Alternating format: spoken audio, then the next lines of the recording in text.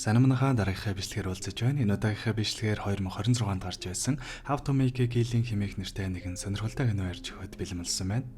За, бичлэг рүү орохоос өмнө газ нэг хэрэгтэй мэдээлэлд олгаадахъя. Unitel хэрэглэгчид төлбөрийн дэлгэрэнгүй мэдээллээ Unitel болон Tokyo аппликейшнээс харж төлбөрөө автоматар төлөх боломжтой боллоо.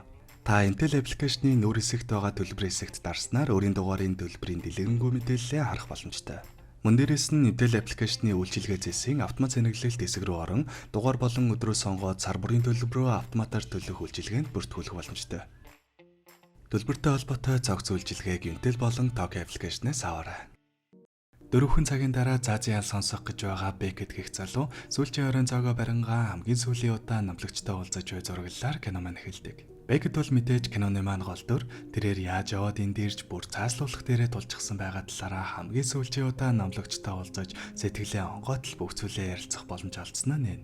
Манай хүний түүх бол бүр ээжээс нь эхлэлтэй бөгөөд түүний ээжийг нь Мэри гэдэг. Мэри бол Red Willow гэр бүлийн дараагийн өв залхамжлагч байсан бөгөөд Red Willow гэр бүл бол нэлийн алдартай маш баян элит гэр бүл байж л дээ. Тэгсэн Мэри маань залуухан 18 настай байх үедээ энгийн гэр бүлээс гаралтай хөгжимчин залуу дурлаж удалгүй жирэмсэн болсноо мэддэг. Гэтэл харамсалтай нь түүний аав нь энэ гэр бүлд ийм зүйл байх боломжгүй гэж дургуутсах бөгөөд хүсвэл хүүхдээ авахуулаад үлдээж болно. Үгүй бол өөрийнхөө сонголтоор манай гэр бүлийг орхио гэж толгов. Мэдээж Мэри хүүхдээ буюу манай Бекетийг сонгосон бөгөөд Бекет маань дөнгөжл хорвоод мэдлэгтэй зэрэгцээ түүний аав нь уушигны өвчнөөр толчихдог. Ингэснээр саяхан л баян гэр бүлийн өв залхамжлагч байсан Мэри маань хормын дотор л ганц бие ээж болж хувирхан тэр.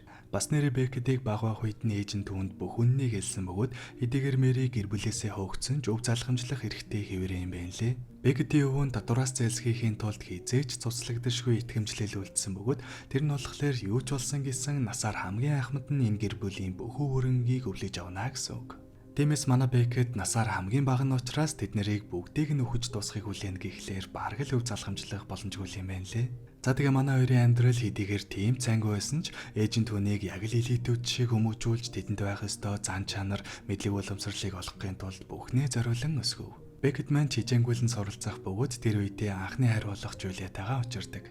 Жулиач манай хүнд талтай байж таарад нэлээд дайчгүй явж байтал манай хүний ээж нь гинт хүнд өвчнөр өвцнөөс болоод би энэ огцон модож эхлэхэн тэр. Уг нь тэдний гэр бүлийнхэн ээжд нь мөнгөөр тусалсан бол хангалттай эмчлэгдэх боломжтой байсан ч огт тоосонгүй. Ингэснээр харамсалтай нь ээжийнх нь бие өдрөөс өдөрт муудсаар эцтэй толдог. Ингээ ямар ч авралгүй болсон ээж нь түүнд өөртөө байх ёстой бүхнээ тэр хүмүүсээс заавал буцааж аваарай гэж сүүлчийн захиасаа үлдээгээд өөд болов.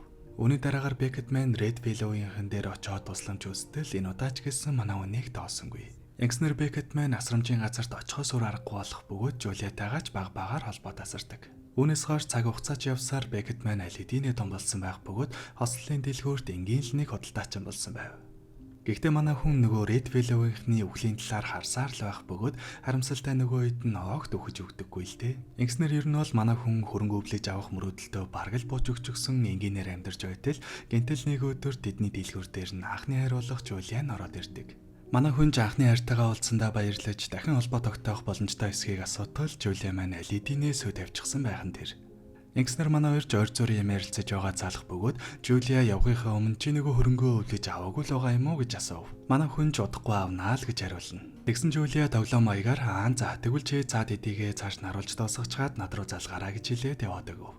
Хэдийгээр тоглоомоор хэлсэн ч гэсэн энэ үг нь манай хүнд багтаа ээжийнх нь хэлсэн захиасыг эргэн сануулхад хүргэдэг. Тэгсэн яг энэ үеэр Бекетийн ажилдаг газрын эзнийх нь хүү манай хүний оронд ажиллахаар болж Бекет маань бүр захын жижиг салбар руу агуулгын ажилтан болох шийдвэр гарав. Ингэснээр манай хүн шууд тэр дороо ажилласаа гарч Жулиагийн тоглоомоор хэлсэн тэр зүйлийг жинхэнэ болгож ээжийнхээ захиасыг биелүүлэхээр шийддэг. Яг одоогийн байдлаар 7 ширхэг Red Willow амьд байгаа бөгөөд энэ ерөнхийдөө манай хүн 7 удаа ямар ч алдаа гаргалгүй цэвэрхэн аллага үлдэх шаардлагатай гэсэн үг. За эхний хүн бол Taylor Red Willow. Аавынхаа компанид брокер хийдэг нэртэй л болохоос биш хамаг хөрөнгөө өрн таран хийж байнга л наргиж цэнгэж явдаг нэгэн. Гэхдээ энэ нь манай хүний хувьд бол амархан бай гэсэн үг л дээ. Нэг их сүртэй төлөвлөх шаардлагагүй зүгээр л төөний ээлжидний үжлэг дээр нь явж очоод ус онгоцсон дээрээ масуурчихсан байх үед нь далаа руу жигүүлээд л дуусчихав. Үүнийхээ дараа манай хүн оршуулах ёслол дээр нь байх үедээ Taylor-ийн аав болох Warren Red Willow-той танилцдаг. Өөрийнхөө талаар хэлтэл Warren ч түүнийг тадаа хүлээж аваад зогсохгүй ажлаасаа алгацсан гэдгийг нь сонсоод өөрийнхөө компанид хүртэл ажилд авахар болов. Варны хувьд манай хүний ээжтэй нь ганц гайг ойролцоотой байсан бөгөөд Мэрийг үнэхээр мундаг хүн байсан гэж үнэлдэг байсан юм байна лээ. Тэгээд түүнд ийм зүйл тохиолдсонд маш их харамсаж явдаг бөгөөд хэдийгээр хожимдсан ч гэсэн хүүд нь ядаж сайн хандаж тусламаар байна гэж хэлдэг. Яг энэ бол манай хүний төлөвлөгөө байгаагүй л дээ. Гэхдээ яг одоогийн байдлаар манай хүнд үнэхээр ажил хэрэгтэй байсан болохоор түүний саналыг нь зөвшөөрөхөөр болов. Хэдийгээр санхүүгийн чиглэлээр боловсрал эзэмшээгүй ч гэсэн манай хүнд орхноо л ажилдаа дасаж нэлээд ажгүй явж эхэлдэг. Тэгсэн гинтэл Жулия түн рүү залгах бөгөөд манай хүнийг ахынхаа компанид ажилд орсонд нь баяр хүргэдэг. Тэгснээ өмнө нь чи намайг болцоон төрж байснаа санаж байна уу? Тэр үед яг уу би үгүй гэж хэлсэн л дээ. Гэхдээ чи дахиад нэг оролцоод үзэхгүй юм уу гэж хэлдэг.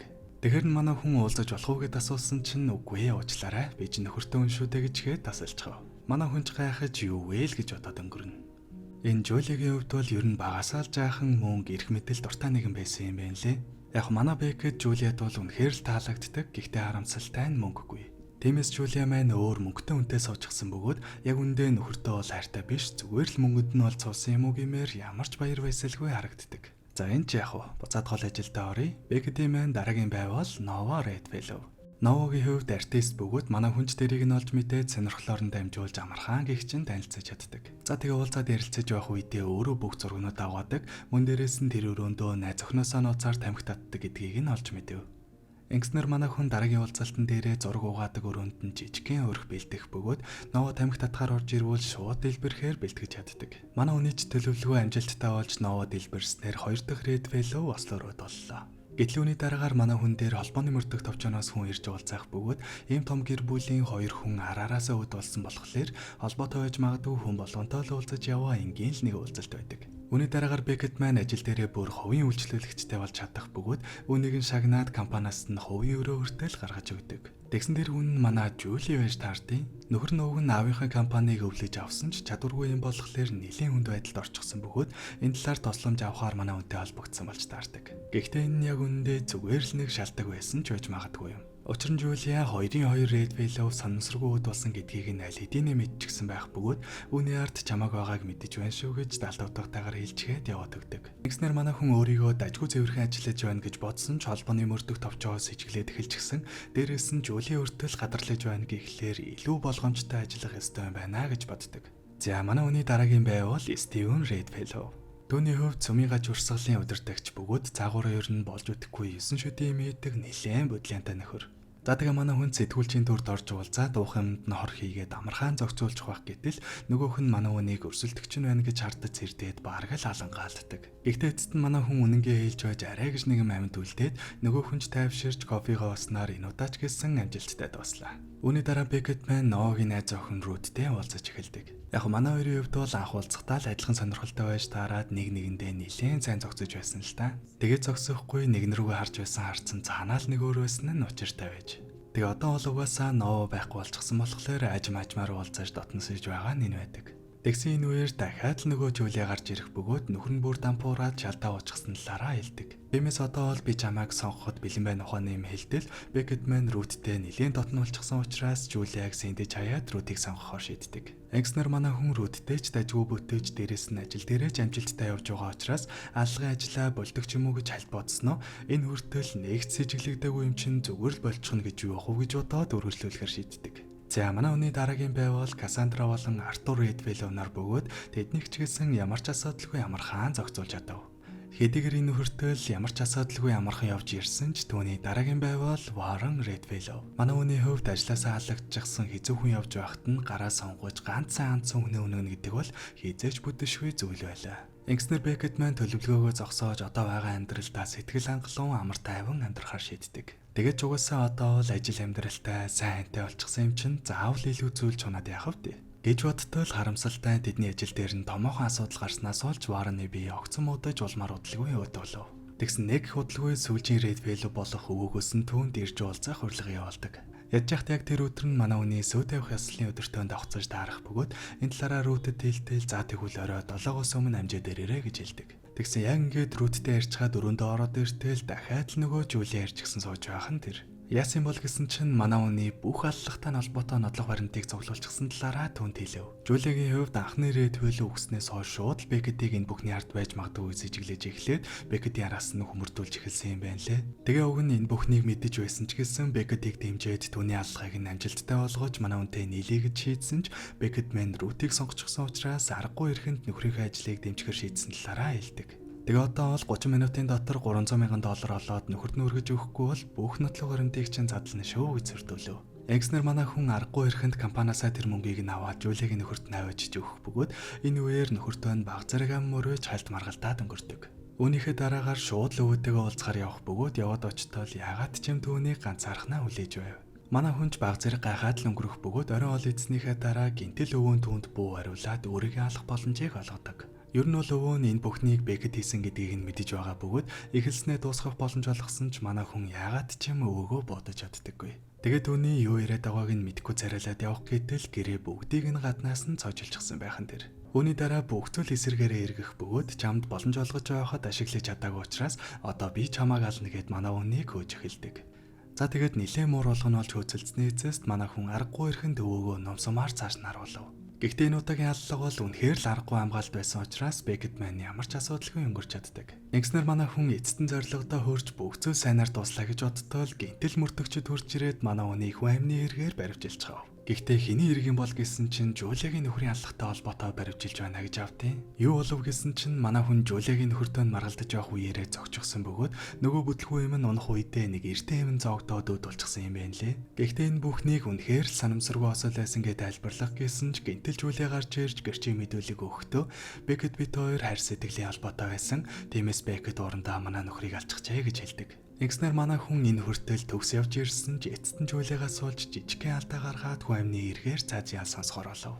Тэгээ мэдээж Жулиатай хайр сэтгэлийн холбоотой байсан гэж хэлчихсэн болохоор Рут түүнийг орхиод явчихдаг. За тэг үүний дараагаар нэг өдөр Жулиа манай хүнтэй уулзахаар ирэх бөгөөд нэгэн маш чухал мэдээ дуулахаар ирсэн байв. Тэрний үг ихлээр Жулиагийн нөхөр яг үнэндээ самсаргүй бод болсон юм биш, амиа оролцсон юм байна лээ. Тэгээд Жулиа нөхрийнхөө цогцыг хамгийн ихэнд олсон бөгөөд хажууд нь байсан гэрээслийг нь аваад нууцсан байдаг. Тиймээс хэрвээ тэр гэрээслийг ил болгох юм бол манай хүн ямар ч асуудалгүй гарч ирнэ гэсэн үг. Гэхдээ Жулиа мэдээж тэрийг юугээд л зүгээр гаргаж ирэхв. Бекетийг бүх хөрөнгөө над руу шилжүүлэх юм бол гэрээслийг ил болгоё гэж санал тавьдаг. Манай хүний хувьд бол 24 цагийн дараа цаазаар ахуулах гэж байгаа учраас нэг их бодлогоо Жулиагийн хэлснээр түүнд бүх хөрөнгөө шилжүүлэх гэрээнд гар үсгэж зордог. За тэгээ энэ бүхний дараа яг одоо л ингээд номлогчтой уулзаад сууж байгаа нь.